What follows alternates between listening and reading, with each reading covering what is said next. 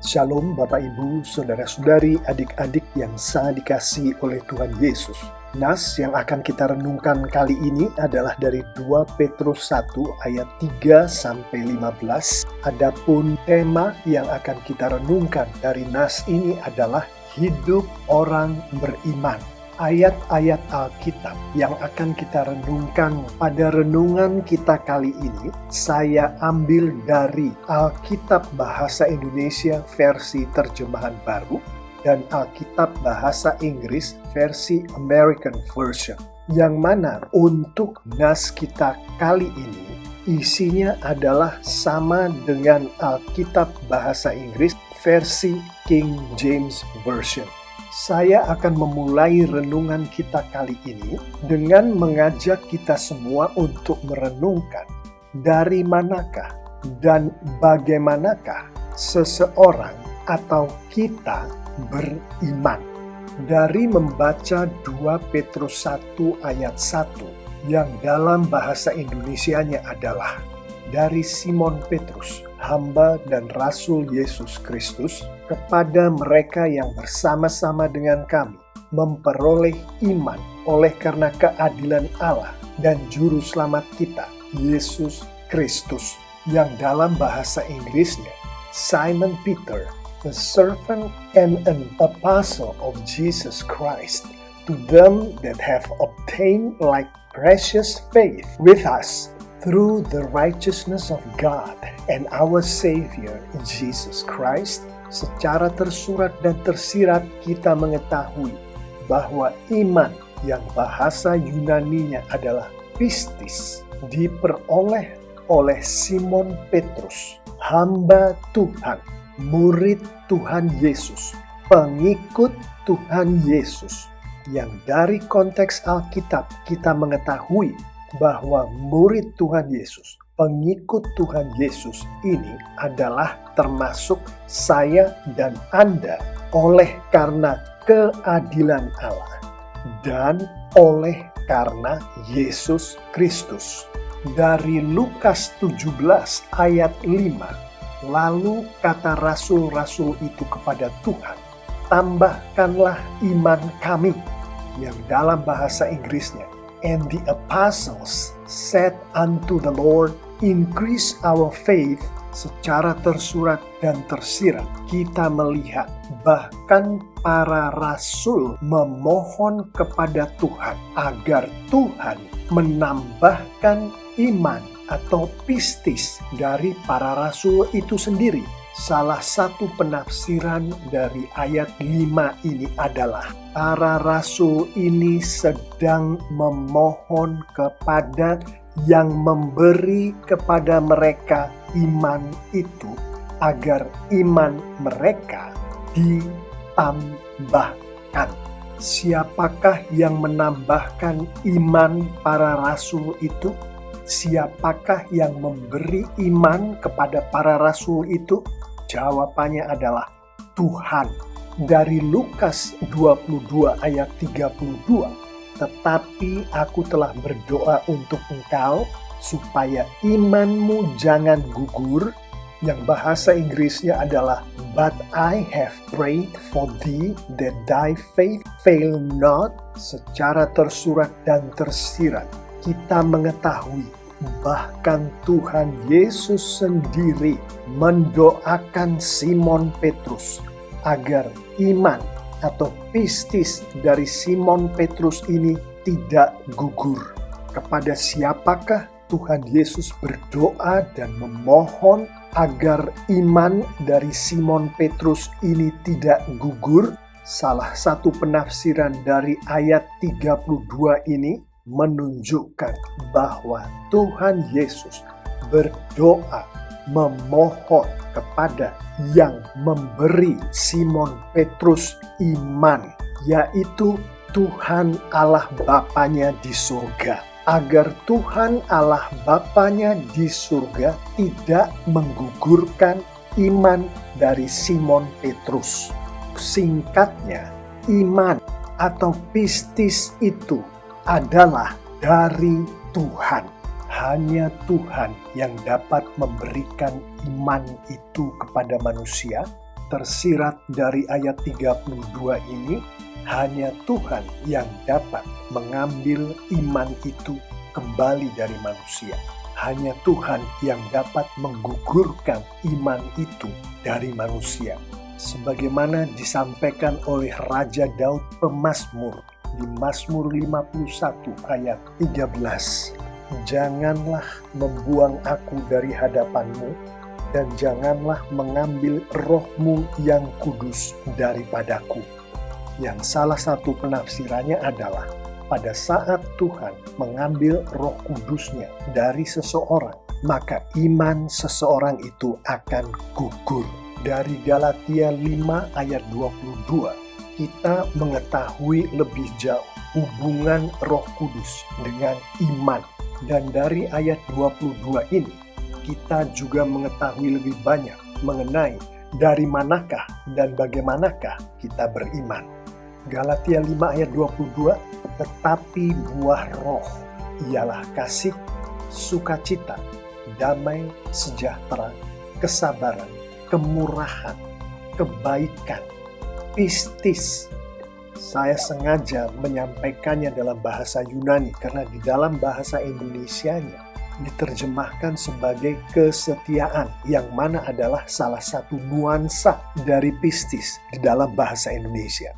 Bahasa Inggrisnya lebih jelas mengenai pistis ini dalam hubungannya dengan Roh Kudus.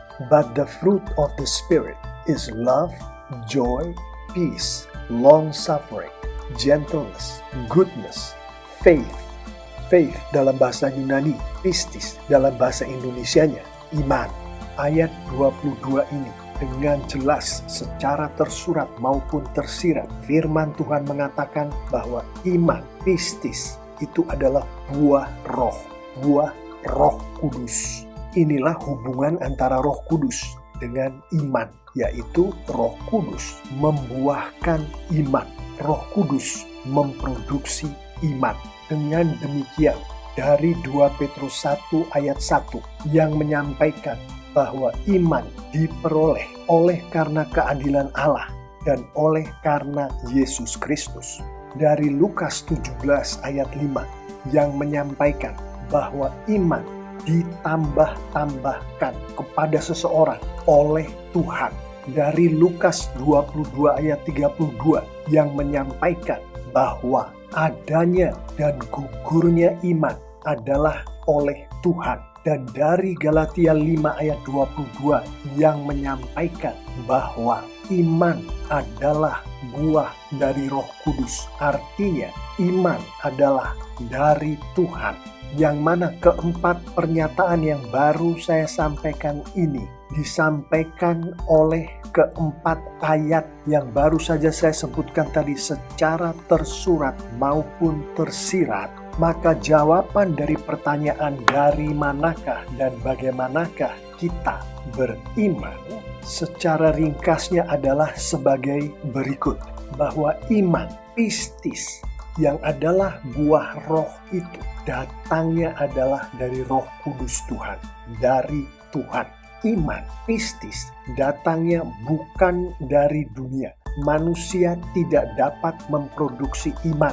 Manusia tidak dapat memproduksi pistis. Dan manusia memperoleh iman. Manusia memiliki iman, memiliki pistis oleh karena keadilan Tuhan dan oleh karena Yesus Kristus. Dengan kata lain, seseorang dikaruniai oleh Tuhan melalui Roh Kudus Tuhan iman atau pistis karena semata-mata atas kasih karunia Tuhan. Tuhan berkenan menganugerahkan iman itu kepada seseorang, dan seseorang ini hanyalah seseorang yang berada di dalam Kristus dan Kristus di dalam orang yang bersangkutan ini. Kembali ke tema yang sedang kita renungkan ini, hidup orang beriman. Mari kita renungkan lebih dalam sedikit akan 2 Petrus 1 ayat 5, ayat 6, dan ayat 7 yang adalah sebagian dari kehendak Tuhan atas umatnya yang beriman kepadanya beriman kepada Tuhan Yesus Kristus untuk dihidupi oleh umatnya itu setiap hari. 2 Petrus 1 ayat 5. Justru karena itu kamu harus dengan sungguh-sungguh berusaha untuk menambahkan kepada imanmu kebajikan, dan kepada kebajikan pengetahuan. Ayat 6. Dan kepada pengetahuan penguasaan diri, kepada penguasaan diri ketekunan, dan kepada ketekunan kesalehan. Ayat 7.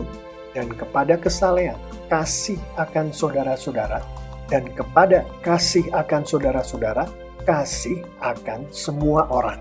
Saya akan sampaikan pula versi bahasa Inggrisnya yang memiliki nuansa yang berbeda dengan versi bahasa Indonesia tadi. And beside this, giving all diligence, add to your faith virtue, and to virtue knowledge, and to knowledge temperance, and to temperance patience, and to patience godliness, and to godliness brotherly kindness, and to brotherly kindness charity. Merenungkan 2 Petrus 1 ayat 5, 6, dan 7 ini memakai kacamata Galatia 5 ayat 22. Ada 3 kata di dalam 2 Petrus 1 ayat 5 sampai 7 yang juga ada di dalam Galatia 5 ayat 22. Ketiga kata itu adalah pistis, di dalam bahasa Indonesianya iman, ekrateia, di dalam bahasa Indonesianya penguasaan diri, dan agape, di dalam bahasa Indonesianya kasih akan semua orang.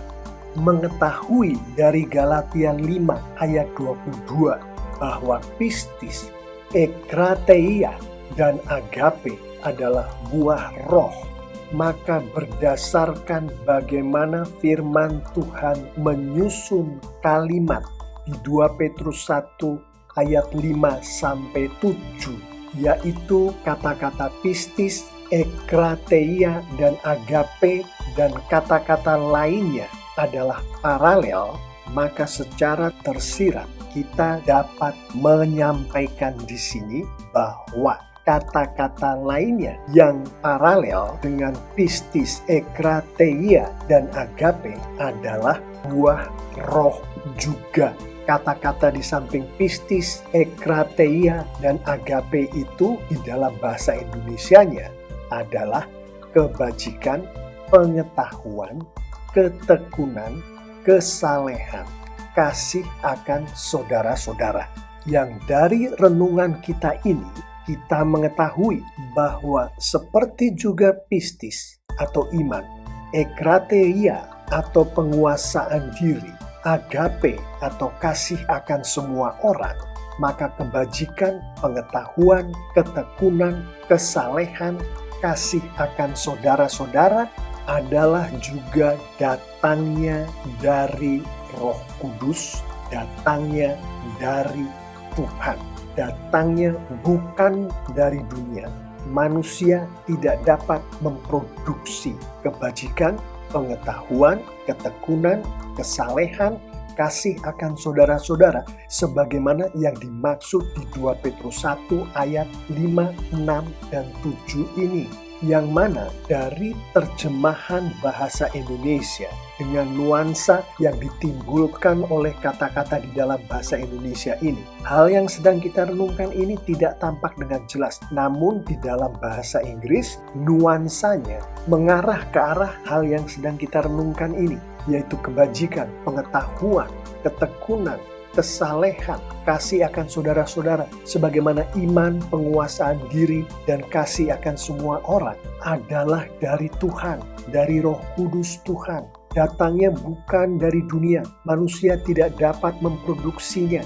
Dan iman, kebajikan, pengetahuan, penguasaan diri, ketekunan, kesalehan, kasih akan saudara-saudara, kasih akan semua orang diberkatkan oleh Tuhan kepada umat Tuhan, kepada pengikut-pengikut Tuhan Yesus, semata-mata karena kasih karunia dari Tuhan kepada orang-orang yang memiliki dan dimiliki oleh Yesus Kristus. Demikianlah dari 2 Petrus 1 ayat 5, 6, dan 7, kehidupan yang dikehendaki oleh Tuhan bagi orang-orang yang beriman kepada Tuhan, yaitu Tuhan menghendaki orang-orang yang beriman kepadanya. Yang saya imani termasuk saya dan kita semua yang mendengarkan suara saya saat ini. Tuhan menghendaki kita semua untuk menghidupi kehidupan yang di dalam kehidupan itu umatnya menghidupi iman kepada Tuhan, umatnya menghidupi kebajikan, umatnya menghidupi pengetahuan, umatnya menghidupi penguasaan diri, umatnya menghidupi ketekunan, umatnya menghidupi kesalehan, umatnya menghidupi kasih akan saudara-saudara, umatnya menghidupi kasih akan semua orang. Bukan hanya itu, Tuhan menghendaki umatnya untuk menghidupi masih banyak hal lain lagi di dalam nas kita. Tapi untuk renungan kita kali ini, saya sengaja hanya memfokuskan perhatian kita pada ayat 5, ayat 6, dan ayat 7. Demikianlah Bapak Ibu, Saudara-saudari, adik-adik yang sangat dikasihi oleh Tuhan Yesus. Hidup orang beriman, yaitu kehidupan yang dipenuhi oleh iman kepada Tuhan, kepada Yesus Kristus, kebajikan, pengetahuan, dipenuhi oleh penguasaan diri, ketekunan, kesalehan, dipenuhi oleh kasih akan saudara-saudara dan kasih akan semua orang. Yang mana kehidupan yang semacam ini adalah kehidupan yang datangnya hanya bisa dari Tuhan, dari Roh Kudus Tuhan. Dan kehidupan semacam ini dianugerahkan oleh Tuhan kepada umatnya semata-mata karena kasih karunia dari Tuhan kepada mereka yang memiliki Yesus Kristus sebagai Tuhan dan Yesus Kristus memiliki mereka. Saya akan menutup renungan kali ini dengan mengajak kita semua untuk merenungkan pertanyaan berikut. Sudahkah kita sebagai orang yang beriman kepada Tuhan Yesus Kristus, menghidupi hidup seperti yang kita renungkan ini? Yang mana pertanyaan ini hanya bisa dijawab dengan kita bercermin pada firman Tuhan yang dalam konteks renungan kita kali ini adalah 2 Petrus 1 ayat 5-7 khususnya. Perhatikanlah kehidupan Anda, kehidupan kita melalui cermin yang adalah 2 Petrus 1 ayat 5, 6, dan 7 ini. Apakah melalui cermin itu kita melihat bahwa kita menghidupi kehidupan yang penuh dengan iman hanya kepada Tuhan, kepada Tuhan Yesus Kristus? Apakah kita menghidupi kehidupan di mana kita dipergunakan oleh Roh Kudus Tuhan, oleh Tuhan untuk mengekspresikan kebajikan yang adalah dari Tuhan, sebagaimana yang disampaikan oleh firman Tuhan? Apakah kita menghidupi kehidupan di mana kita dipakai oleh Tuhan, dipakai oleh Roh Kudus Tuhan untuk mengekspresikan kesalehan, mengekspresikan kasih yang adalah dari Tuhan, yang adalah milik Tuhan di dalam kehidupan kita sehari-hari, sebagaimana yang dikehendaki oleh firman Tuhan?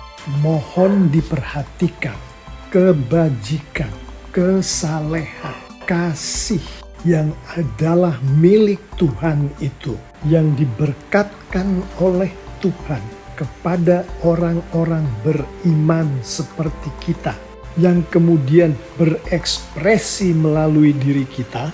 Dari konteks Alkitab secara keseluruhan, kita mengetahui bahwa yang terjadi adalah Roh Kudus Tuhan bekerja mempergunakan kita yaitu orang yang beriman kepada Yesus Kristus sebagai alat dari Roh Kudus. Di dalam Roh Kudus itu memproduksi, menghasilkan kebajikan, kesalehan, kasih, dan lain-lainnya itu. Jadi bukan manusia, bukan kita yang bekerja dan menghasilkan kebajikan, kesalehan, kasih, dan lain-lainnya itu. Sekali lagi, yang bekerja adalah Roh Kudus Tuhan. Roh Kudus Tuhanlah yang menghasilkan kebajikan, kesalehan, kasih. Kita hanyalah alat yang dipakai oleh Roh Kudus. Sehingga hasil dari kerja Roh Kudus itu termasuk kebajikan, kesalehan, kasih, dan lain-lainnya tadi terekspresikan keluar dari kita untuk disaksikan oleh seluruh dunia demi kemuliaan Tuhan. Sambil melihat kehidupan Anda, kehidupan kita melalui cermin ini yang adalah firman Tuhan ini, yang untuk renungan kita kali ini khususnya adalah dari 2 Petrus 1 ayat 5, 6, dan 7. Mari kita renungkan beberapa penerapan berikut untuk kita hidupi di dalam kehidupan kita sehari-hari atas urapan dari Roh Kudus Tuhan saja. Mengetahui bahwa hanya Roh Kudus Tuhan, hanya Tuhanlah yang dapat memberkatkan kehidupan yang seperti kita renungkan ini kepada kita, yaitu kehidupan sebagai orang yang beriman kepada Tuhan. Maka penerapan pertama untuk kita hidupi setiap hari adalah sebagaimana yang dilakukan oleh Tuhan Yesus Kristus di Lukas 22 ayat 32. Berdoalah setiap hari dengan khusyuk kepada Tuhan, memohon Roh Kudus Tuhan untuk memberkatkan kepada kita buah roh yang sudah kita renungkan tadi, yang termasuk iman, kebajikan, pengetahuan, penguasaan diri, ketekunan, kesalehan, kasih akan saudara-saudara, kasih akan semua orang, yang semua itu datangnya sungguh-sungguh hanya dari Tuhan. Sebagaimana disampaikan oleh ayat-ayat yang sudah kita renungkan tadi, termasuk Lukas 17 ayat 5. Penerapan selanjutnya, mengetahui dari Roma 10 ayat 17. Jadi iman timbul dari pendengaran, dan pendengaran oleh firman Kristus. Bahwa Roh Kudus Tuhan, bahwa Tuhan mempergunakan firman Kristus, mempergunakan firman Tuhan, mempergunakan Alkitab untuk memproduksi iman, memproduksi buah roh tadi. Maka penerapan kedua kita adalah berdoalah setiap hari dengan khusyuk, memohon Roh Kudus Tuhan untuk memberkatkan kepada kita semua kemampuan untuk membaca, mengerti, dan menghidupi firman Tuhan setiap hari dengan konsisten. Penerapan terakhir dari renungan kita kali ini, mengetahui bahwa salah satu dari firman Kristus, dari firman Tuhan itu adalah amanat agung Tuhan Yesus yang disampaikan oleh Tuhan Yesus sendiri melalui Matius 28 ayat 19 dan 20. Karena itu pergilah, jadikanlah semua bangsa muridku, dan baptislah mereka dalam nama Bapa dan Anak dan Roh Kudus, dan ajarlah mereka melakukan segala sesuatu yang telah kuperintahkan kepadamu. Yang salah satu penafsirannya adalah Tuhan kita, Tuhan Yesus Kristus menghendaki kita, orang beriman, untuk menghidupi penjangkauan, penginjilan, pengajaran, pemuritan, pelayanan. Maka penerapan terakhir untuk kita hidupi setiap hari dalam kehidupan kita sebagai orang beriman kepada Tuhan adalah berdoalah setiap hari dengan khusyuk, memohon kepada Roh Kudus Tuhan untuk Roh Kudus Tuhan memberkatkan kepada kita kemampuan untuk menghidupi amanat agung Tuhan Yesus itu setiap hari dan memohon pada Roh Kudus Tuhan untuk memberkatkan kepada kita buah roh yang sungguh-sungguh datangnya hanya dari Tuhan itu. Sehingga melalui cermin yang adalah firman Tuhan yang kita renungkan tadi, kita melihat antara lain bahwa kita menghidupi kehidupan di mana di dalam kehidupan itu kita dipakai oleh Tuhan, oleh Roh Kudus Tuhan untuk menghidupi penjangkauan, penginjilan, pengajaran, pemuritan, pelayanan, dan kita menghidupinya dengan penuh iman kepada Tuhan, kepada Tuhan Yesus Kristus, dengan penguasaan diri yang datangnya dari Tuhan, dengan kasih baik kepada saudara-saudara seiman kita sendiri maupun kepada semua orang, kasih yang datangnya hanya dari Tuhan, hanya dari Roh Kudus Tuhan. Bapak, Ibu, saudara-saudari, adik-adik yang sangat dikasihi oleh Tuhan Yesus, saya mengimani jika kita semua umat Tuhan, orang yang beriman kepada Tuhan Yesus Kristus, menghidupi kehidupan sebagaimana yang kita renungkan di dalam renungan kita kali ini, yaitu kehidupan yang dikaruniakan oleh Tuhan semata-mata karena kasih karunia Tuhan kepada kita yang adalah milik Yesus Kristus, lengkap dengan penerapan-penerapan yang baru saja kita renungkan, maka Tuhan kita semakin dipermuliakan dengan luar biasa. Alkitab menunjukkan secara tersurat dan tersirat orang-orang yang beriman kepada Tuhan Yesus Kristus, yaitu kita semua yang dipakai oleh Tuhan, oleh Roh Kudus Tuhan, untuk Tuhan memuliakan diri Tuhan, pasti semakin diberkati oleh Tuhan dengan luar biasa pula. Amin.